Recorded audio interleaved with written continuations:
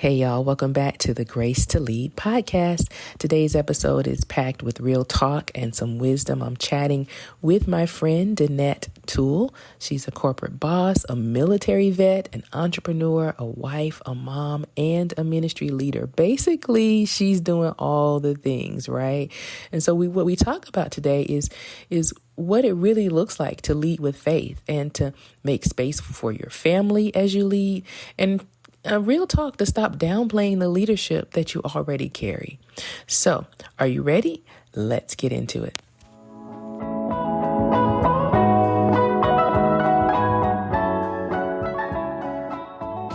Welcome to the Grace to Lead podcast. I'm Belinda Gasson, your host. And listen, we have an amazing guest with us today. Her name is Danette Toole. Let me just tell you about Danette. Danette is a leader with over 20 years of experience in human resources and talent acquisition, including more than a decade in pharmaceutical and biotech. She currently serves as the RPO team lead for enabling operations team at Tailored Management, supporting AstraZeneca's U.S. talent acquisition strategy. Her work spans multiple critical areas, from HR and corporate finance to sustainability and administration of operations. Versatility and commitment to operation excellence is what she does, y'all. So listen, Danette is also a proud U.S. Army Reserve veteran. She served as a military intelligence analyst, an experience that shaped her discipline, resilience, and sense of service. In addition to her corporate career, Danette co-founded the Grenada Nut Company with her husband, Arthur. Their family business creates 100% plant-based topical products that provide natural drug relief from joint pain, offering healing rooted in nature and culture through products like Meg Relief, Meg Rub, Meg Soak, and Meg Balm. She's a Maryland native and holds a BA in marketing with a minor in photography from Baruch College in New York City. She is a mom of two, serves in her church's dance ministry, and she finds joy behind the camera as a portrait photographer. Listen, Danette is bringing all the things, y'all. And that's one of the reasons that I wanted her to be on this show. You have a leader who has lived a full and a fulfilling life. She's balancing all kinds of things. And I think that there is wisdom in what she has to say today. So welcome, Danette Toole, to the show. Welcome to Grace to Lead, Danette. Thank you so much. It's an honor and a privilege to be here with you today. Well, I am really excited. And, for every guest, what usually happens is we run out of time. So for this time, we're going to jump right in the conversation. And I think that one of the things that is really interesting about your journey is that you've been able to do your passion projects, like your photography business. You've managed to climb up the corporate ladder and have real leadership role in corporate America. And you've started your own family business, which Meg Relief is wonderful. Listen, the Grenada Nut Company, you all need to plug in, because listen, that Meg soak, and you put that thing and soak we're going to stay focused. But I think that people will hear this and they'll say, well, she must be a superhero or something. Like, how in the world can she do all of these things? And so I really want to start with how you navigate the spaces. And so can you tell us what is maybe one tenet that is grounding for you as you navigate those spaces? Yeah. So I know for me, a family always comes first. So if there is something that I need to attend to with them while I'm still in corporate, I make space for that. I do. A lot of times it's difficult to make that space, but I prioritize my family's needs over anything else. And that's just how I live, quite honestly. Yeah. So Just being organized in that, okay, this is the all of the things that we have coming up and trying to get that on the calendar, just basic stuff and making sure that I'm still able to balance my workload and all the needs from the corporate side of things. And then I always do make space for my dance ministry as well. Like they could ask me anything and I'll be like, okay, we're going to figure this out. But those are the things that are the most important. Obviously, my career is important because without it, we couldn't sustain our household. But I think out of everything, those are the things that you can't replace. Right. So for Mhm. me, they always take precedence. So I love that you said family, and this is an interesting place for us to start because one of the common themes that we hear from leaders is I don't know how to balance it all. I want to put my family first, but when I do that, sometimes my work suffers. Or, if I Mhm. try to carve out time, then something always comes up. And so for that woman who's leading in these spaces, what would you give as one or two pieces of advice for how they can navigate those challenges? I would say that the work is always going to be there. There's always going to be something that is an emergent situation that you have to attend to, but your family time is not always guaranteed, right? And just recently, we just made a family trip. We were out, went to Atlanta for about 5 days, I think it was, and we spent such good quality time with our family. Like, I can't even express to you how important and precious that was for me. And excuse me because I may get emotional Mhm. because I love them so much. But it's moments like that that can't be replaced. And I got back and at first I was just like, oh, I can never take a vacation. Everything's blowing up at work. But my husband, who is my rock, talked me off my ledge and always says, "You don't really mean that. You don't mean that. It's fine. And you're going to go in there and you're going to do what you do and you're going to set everything right and then it will be okay." And he was right. He was 100% right. And now looking back at that moment, I'm so thankful for the time to enjoy family, to come together, to be intentional about the time Mhm. we spend together because it is so important. It's so important for the kids also to see us being intentional because I know that that's going to carry forward when their next generation comes. I appreciate you sharing. And I love that you're being so vulnerable because I think as leaders, we're not. I mean, that's part of why this podcast exists. It's part of why Grace to Lead works, is because we need to have those vulnerable spaces.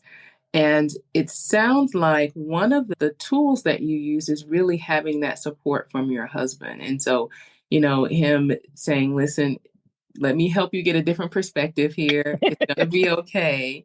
So I love that. I would like to know, I'm going to press in a little bit because I think you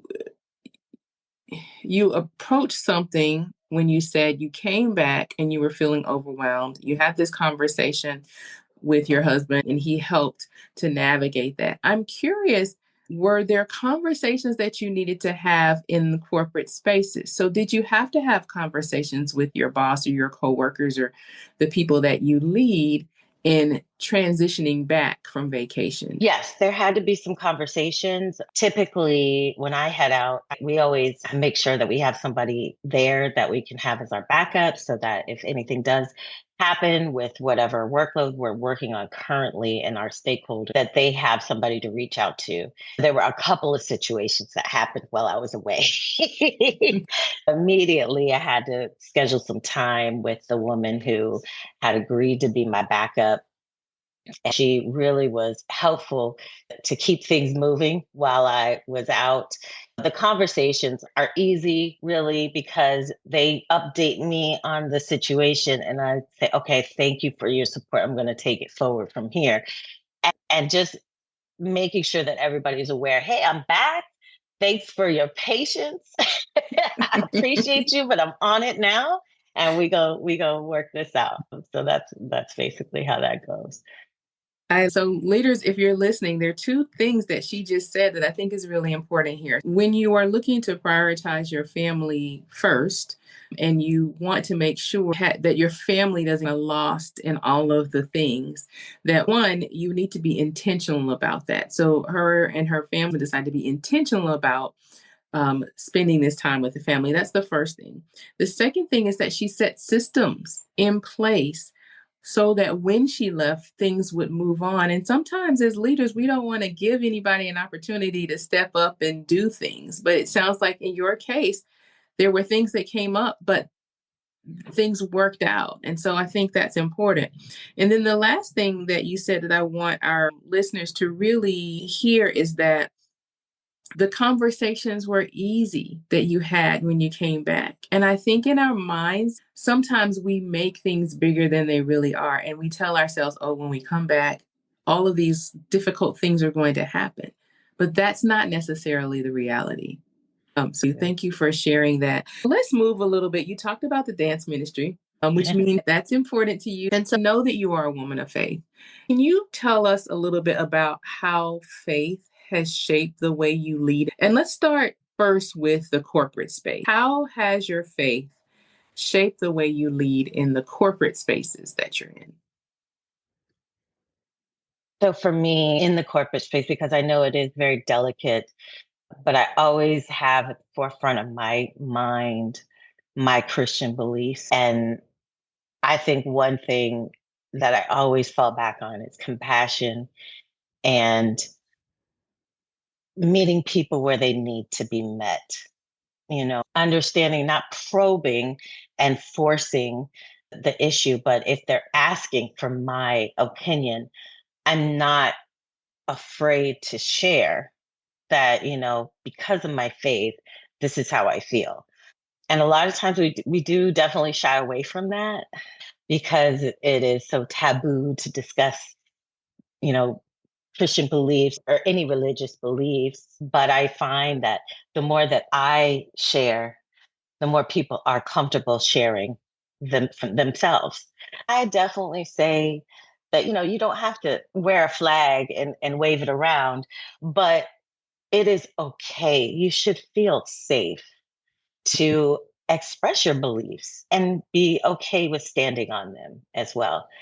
So, well, you've said a lot here. One of the things that I heard you say was compassion. And I think that is one of the tenets of our faith is having compassion for others. And we have a role model in Jesus with that, right? And so I think Absolutely. compassion on the job is important. And I think it's interesting that you shared that when you share openly, so it's not like you're going around, as you said, waving a flag.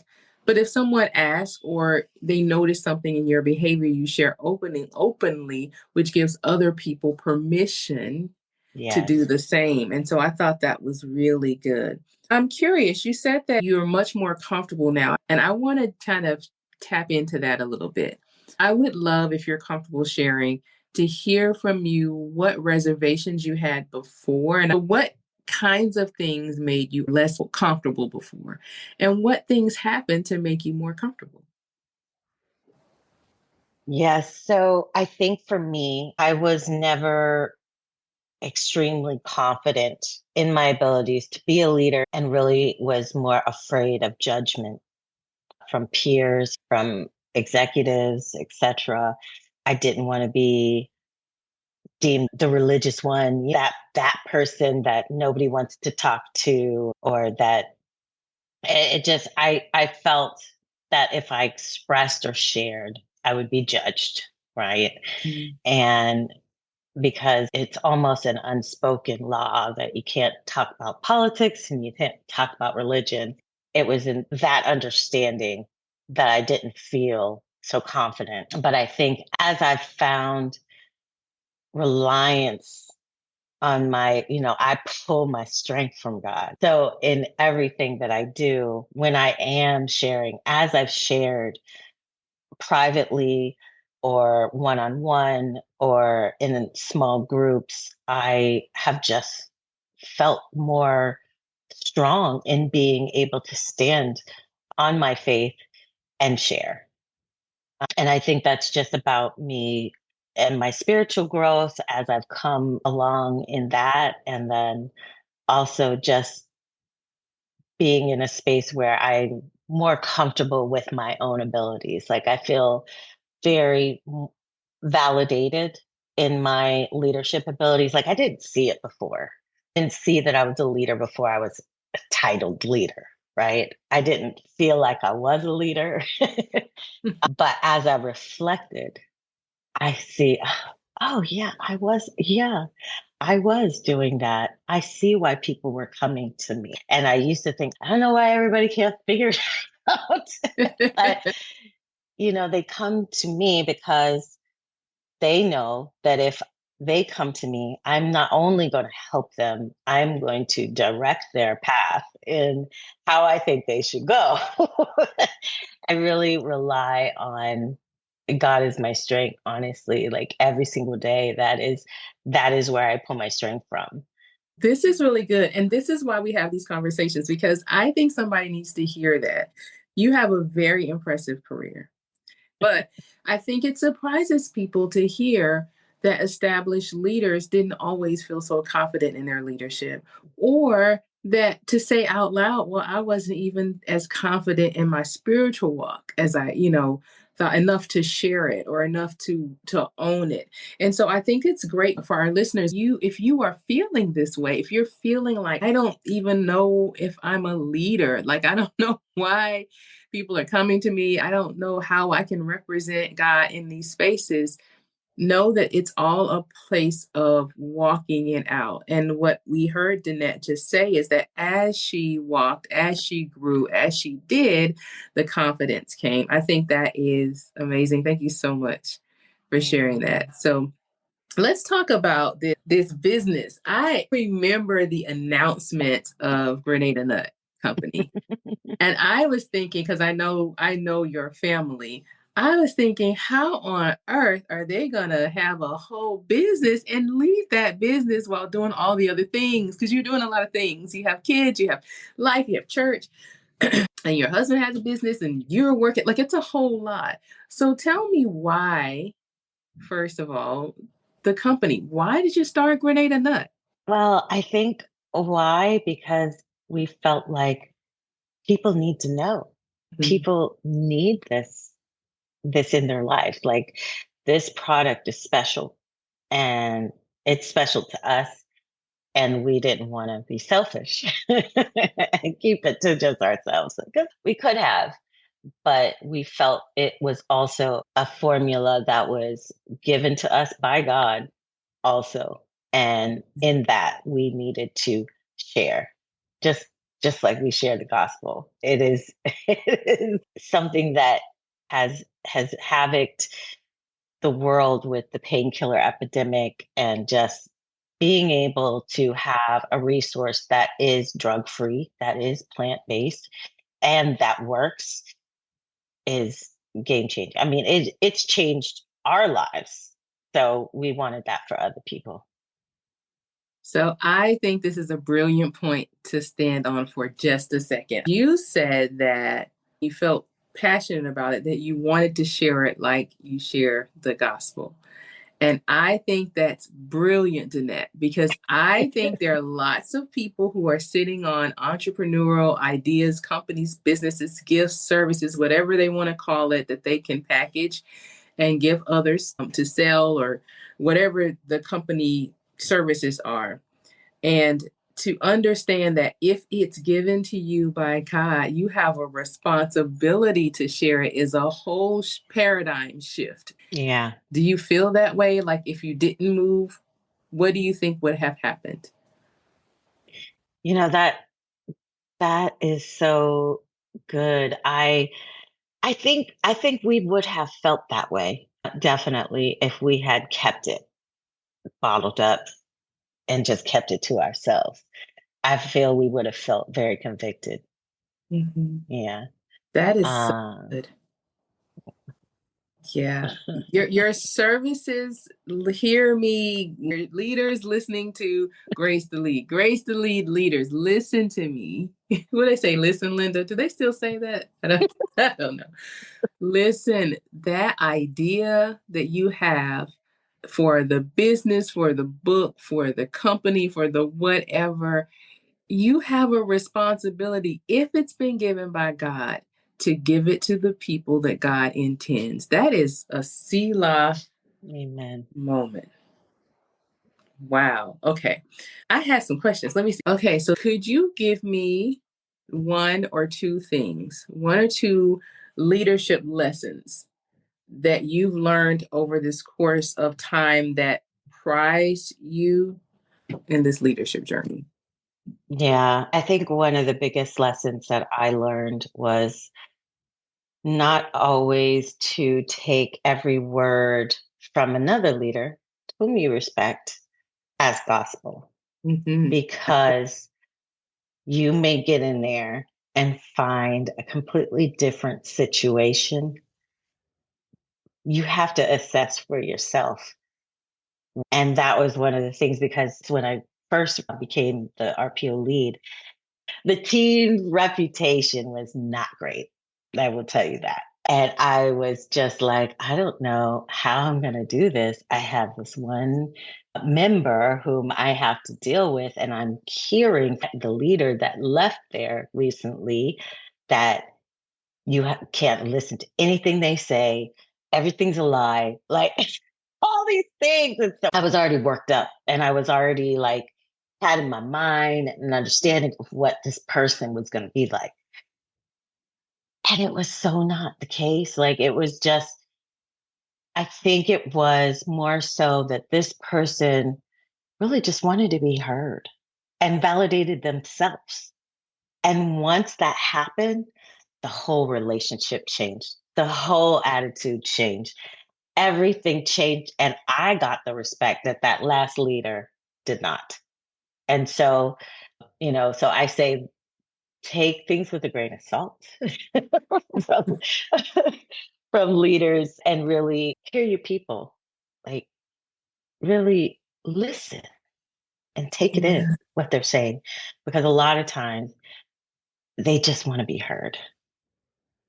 Yeah, I love it. Um, One other thing I can share that comes from the dance ministry as a leader, because I never saw myself as a leader there. I just love it with all my heart, soul, and everything that is within me.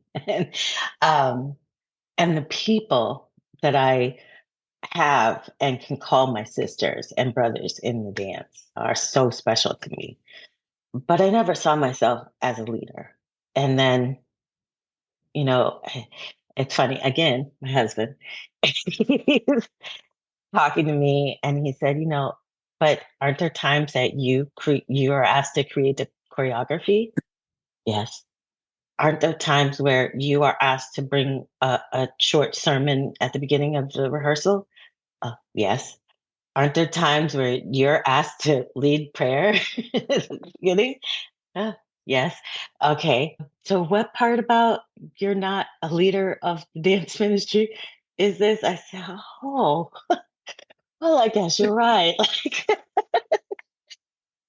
I would encourage people to try to take a step outside themselves and look from the outside to really see and assess what your role is. Because God is elevating you for a reason. God has picked you for this specific season and this specific time. So you are where you need to be. I'm pausing intentionally because I see that you feel this deeply. And so I thank you for that. I think those are two very good lessons to take things with a grain of salt, assess for yourself what you need to happen and not rely on what you heard. That's really good leadership advice across wherever you're leading. Even if you're leading in your home and you have children, whatever, or you have a dog, assess the situation for yourself. And then this point of looking outside yourself is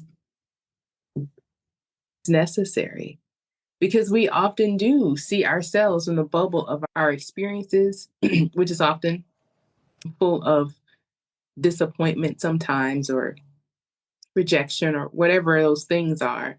But taking a step outside and realizing you were already leading before you got the title.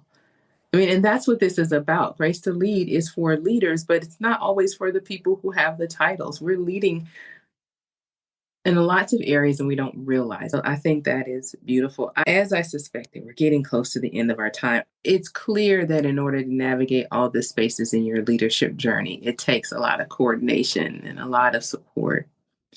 And I want to ask as a final question here, what are the things that tools, resources, people, systems that you use in your leadership roles that you can't live without? Ooh.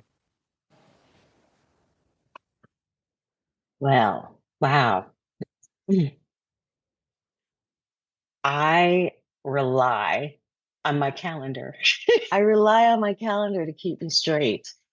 Number one, because if that's a mess, then oof, it can really be a mess. But I think for me, besides all the system support, I think innately it is you being present in the moment, really tuning in and dialing in, being engaged with your role, with your team, with your leadership, with the organization as a whole, as to what is going on. Because if you don't know what's going on, how can you do your job?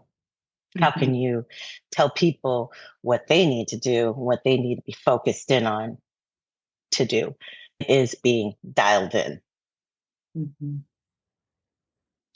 And so I hear you saying it's important to be dialed in, really being aware of what's happening. How do you do that? Especially if you're a leader that's not at all of the tables, if you're not sitting at the Yeah. table where this information is shared. What are the ways that you dial in, that you understand what's happening in the environment around you? Well, one, I definitely try to be present. I show up to the meetings that I'm encouraged to attend anytime. If I know that there's going to be leadership on site, I'm going to have my butt there on site. And they're going to see my face and they're going to shake my hand. That is one way to be engaged. That is one way to be seen and also to be included at the table.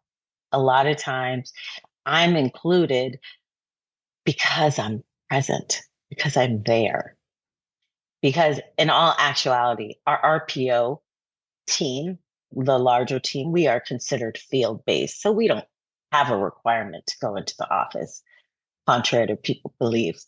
However, they see me 2 to 3 times a week in the office because I need to show up. I need to make those connections. The connections are so important to be given the opportunities to be placed in those places where you can be leading things, where you can get the information. Because it's so important for us to know what's happening on a more global scale. This is a global organization, and there is stuff happening all the time. And a lot of it impacts our day to day. So I just encourage people to make yourself present and make those connections. Danette, what are you most proud of in your leadership journey in any of the spaces? Oh, it's funny. Stability. Hmm. Stability. I am most proud that I brought stability to a team that was seen to be, very unstable, not performing. And I know that I brought stability to them. And I know now from their feedback that they appreciate what I bring to the table for them. So that for me, And what do you want your leadership legacy to be? oh, that's a tough one for me. Because I mean, I don't think in terms of legacy, long lasting. Like I am in the present, what I'm doing. And I think, well, so saying that, I think it's providing a firm foundation, right? A blueprint of how it should carry on. I think that's a good place to end. I'll ask you one final question and then we'll have you tell people how to connect with you, whatever you'd like to share with those who are listening. If you could leave this conversation with one piece of advice for the leader that's listening, what would that be? That would be know that you already are a leader. And when you start functioning in that, the positions come, it comes to you. That is how it was for me. And once I understood and grabbed onto that, the roles were just presented to me. I didn't even have to go out for it. I was identified as the leader because I was functioning already as that leader. So know that you have it in you. So just walk in that. Thank you so much, Danette, for that. This has been an amazing conversation, as I knew it would be. I think that many women who lead will find value in everything that you had to say. And I imagine that some of them are like, hey, how do I connect with Danette? So, Danette, tell us, how can people connect with you? And is there something that's going on that you'd like to share with people or you'd like to tell people about? Now would be a great time to do that. Okay. So you can connect with me on LinkedIn. I am in there, Danette Toole. I believe I also have photography page on Facebook if you wanted to check that out. So that is Cinnamon Sugar. And you can find me that page on Facebook as well. And then also for our Meg Relief products, you can find us at megrelief.com. That's megrelief.com. Yeah. And so please feel free to reach out to me. I'm always here. Would love to connect. Thank you so much. So, for our listeners, we will put all of these links in the description box. You can reach Danette on LinkedIn as Danette Toole. She also has her photography business Facebook page, Cinnamon Sugar. And of course, you can go to megrelief.com. I highly recommend the Meg Relief products. Listen, that foot soap will get you right. I keep talking about it because that happens to be my favorite product, but there are lots of other great products.